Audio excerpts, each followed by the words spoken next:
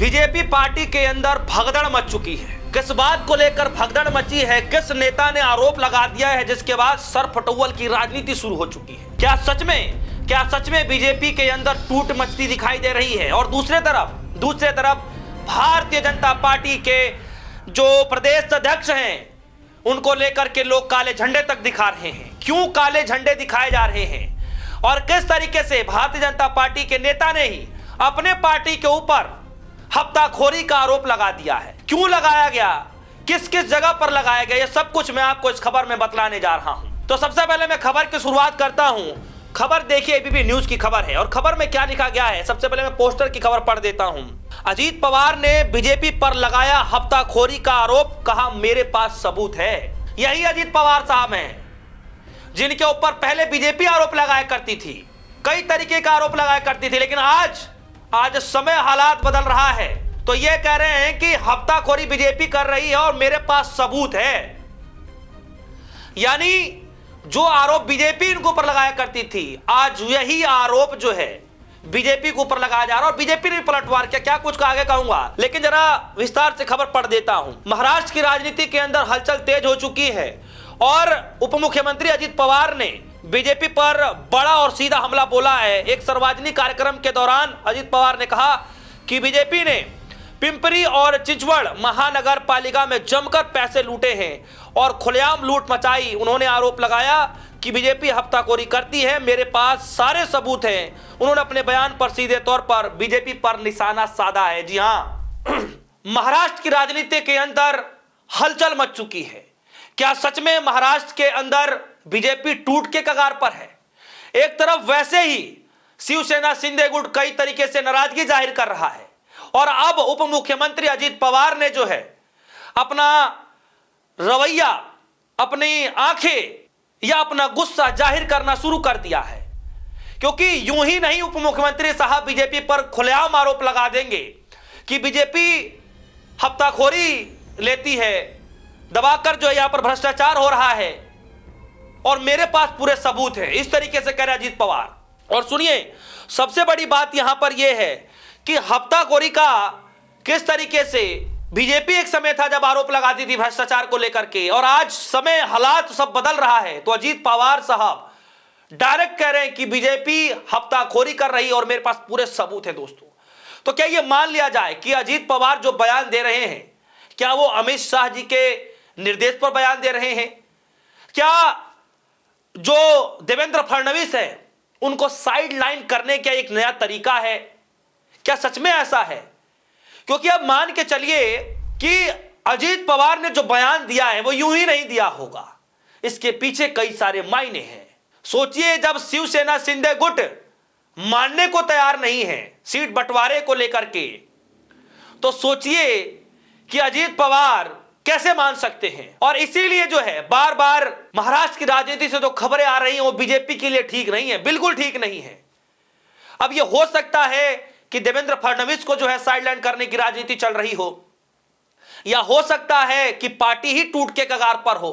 कुछ भी हो सकता है, राजनीति में कब का हो जाए किसी को नहीं पता चलता। और जरा देखिए कि बीजेपी ने क्या पलटवार किया, उसके बाद मैं अगली खबर पर आऊंगा कि किस तरीके से प्रदेश अध्यक्ष, बीजेपी के प्रदेश अध्यक्ष को लोगों ने काले झंडे तक दिखा दिए हैं। लेकिन उससे पहले जरा इस खबर पर आते हैं। ये खबर को ब्रेक किया है एबीपी न्यूज ने और खबर में लिखा गया है कि अगर हम भी बोलने लगेंगे तो अजीत पवार के हफ्ताखोरी वाले आरोप पर बीजेपी ने किया पलटवार। बीजेपी के प्रदेश अध्यक्ष वो कह रहे कि अगर हम भी बोलने लगेंगे तो बहुत कुछ बोल जाएंगे। क्या क्या रहे हैं यार, आपके सामने मैं रख देता हूं। लिख रहे हैं, अजीत पवार के आरोपों पर बीजेपी ने तुरंत पलटवार किया। बीजेपी प्रदेश अध्यक्ष रविंद्र चौहान ने कहा कि अगर बीजेपी बोलने लगी तो अजीत पवार मुश्किलों में पड़ जाएंगे। उन्होंने कहा कि अजीत पवार को पहले अपने गिरबान में झांक कर देखना चाहिए। रविंद्र चौहान ने आरोप लगाते हुए चुनावी समय में दिया गया बयान बताया और इसे पूरी तरीके से अनुचित करार दिया। यानी साफ तौर पर उन्हें भी चेतावनी दे दी गई है कि अगर हम बोलना शुरू कर दिएंगे तो फिर आप मुश्किल में पड़ जाएंगे। आपके ऊपर पहले से ही आरोप है तो फिर आप दूध के दूल्हे क्यों बन रहे हैं? आप बीजेपी के ऊपर आरोप क्यों लगा रहे हैं? दोस्तों, कुछ भी हो, लेकिन इतना तय है कि पार्टी के अंदर जो है अब खलल पड़नी शुरू हो चुकी है और इसकी शुरुआत आप देखिए कि पहले शिवसेना सिंधेगुट सीट बंटवारे को लेकर के बीजेपी पार्टी के बीच में जो है तनातनी देखने को मिला, वहां पर शायद सहमति नहीं बनी, वहां पर भी काफी खींचतान की राजनीति देखने को मिली। और अब अजीत पवार ने डायरेक्ट हफ्ताखोरी का आरोप बीजेपी के ऊपर लगा दिया है और बीजेपी पलटवार करके यह कह रही है, जो उनके प्रदेश अध्यक्ष है महाराष्ट्र के, वो साफ तौर पर यह कह रहे हैं कि अगर हम आ जाएंगे अपने पर तो फिर आपको बचना मुश्किल हो जाएगा। राजनीति है, कुछ भी हो सकता है, लेकिन क्या बीजेपी के अंदर अब सब कुछ ठीक नहीं है? क्या उसकी शुरुआत अब महाराष्ट्र की राजनीति से दिखाई दे रही है? क्योंकि एक तरफ दो भाई 20 साल के बाद कम बैक कर रहे हैं और दूसरी तरफ बीजेपी के अंदर फुटमती की राजनीति चल रही है। अब जरा इस खबर को देखिए, ये जरा वीडियो देखिए। ये वीडियो उत्तराखंड से आ रही है। जी हां, उत्तराखंड के जो प्रदेश अध्यक्ष हैं उनके काफिले के सामने जो वहां की जनता है काले झंडे दिखा रही है। और काले झंडे क्यों दिखाए जा रहे हैं आप सभी को पता है, क्योंकि अंकिता भंडारी मामले को लेकर के पूरे प्रदेश में विरोध प्रदर्शन किया जा रहा है। यहां तक कि आज सीएम आवास का घेराव भी होने जा रहा है। लोग सड़क पर उतरकर कैंडल मार्च निकाल रहे हैं, हाथों में मशाल लिए जुलूस निकाल रहे हैं, पैदल मार्च जा रहे हैं। लेकिन इसके बावजूद भी सरकार चुप है, सुई टपक सन्नाटा है, कोई कुछ बोलने को तैयार नहीं है। ना बीजेपी के अंदर की जो महिला नेत्री हैं ना वो कुछ बोल रही हैं, ना बीजेपी के सांसद मंत्री बोलने को तैयार है, ना इस मसले पर सीएम साहब बोलने को तैयार है। तो आखिर बोलेगा कौन? और वहां की जनता साफ तौर पर कह रही है कि अब उल जलूल बयानबाजियां करने से काम नहीं चलेगा। अंकिता भंडारी मामले को लेकर सीबीआई की जांच जरूरी है। पता लगाना होगा कि आखिर वो वीआईपी कौन था जिसको स्पेशल ट्रीटमेंट चाहिए थी। तो एक तरफ आप देखिए कि राजनीति इतनी गर्म हो चुकी है अंकिता भंडारी मामले को लेकर के कि प्रदेश अध्यक्ष के काफिले के सामने एक बार नहीं कई बार तक काले झंडे दिखाए गए।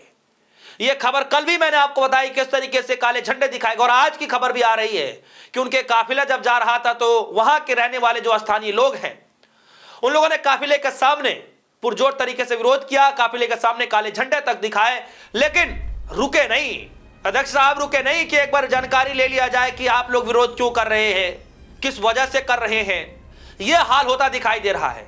तो यानी चाहे बात उत्तराखंड की हो, जहां पर राजनीतिक पार्टी के अंदर से नहीं बल्कि जनता ने ही वहां पर सरकार को आईना दिखाने का काम कर रही है, सीएम आवास का घेराव भी हो रहा है।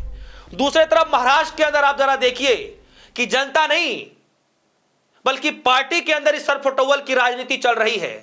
अजीत पवार ने जो हफ्ताखोरी का आरोप लगाया है, बीजेपी ने जो कहा कि सावधान नहीं तो मुश्किल में पड़ जाएंगे, पार्टी के अंदर सरफटोवल चल रही है। और मध्य प्रदेश की घटना तो आप सभी को पता ही है कि किस तरीके से वहां पर भी हालात ठीक नहीं है। यानी बीजेपी को एक राष्ट्र से नहीं, एक राज्य से नहीं, दूसरे राज्य से नहीं, 3 राज्यों में बीजेपी की मुश्किलें लगातार बढ़ती हुई दिखाई दे रही हैं। क्या सन 2026 ये मान लिया जाए कि बीजेपी के लिए अच्छे शुभ संकेत नहीं है? क्योंकि साल के पहले दिन से ही शुरुआत अभी हो रही है साल की। 31 दिसंबर याद करिए, और उत्तराखंड के अंदर कैंडल मार्च निकाला जाता है। और आज सीएम आवास का घेराव उत्तराखंड के अंदर किया जा रहा है। दिल्ली से लेकर के उत्तराखंड तक विरोध प्रदर्शन किया जा रहा है। महाराष्ट्र के अंदर अलग राजनीति चल रही है, सरफटोवल की राजनीति पार्टी के अंदर चल रही है, और मध्य प्रदेश के अंदर जो है वो मुझे बताने की जरूरत नहीं है। दोस्तों इस खबर पर आपकी क्या राय है? कि एक तरफ काले झंडे दिखाए जा रहे हैं, दूसरी तरफ पार्टी के अंदर सरफटोवल चल रही है। इन तमाम खबरों को लेकर आपके मन में जो भी कुछ होगा वीडियो कमेंट सेक्शन में जाइएगा, अपनी राय जरूर रखिएगा। फिलहाल के लिए दीजिए इजाजत। देखते रहिए D Sport News। धन्यवाद।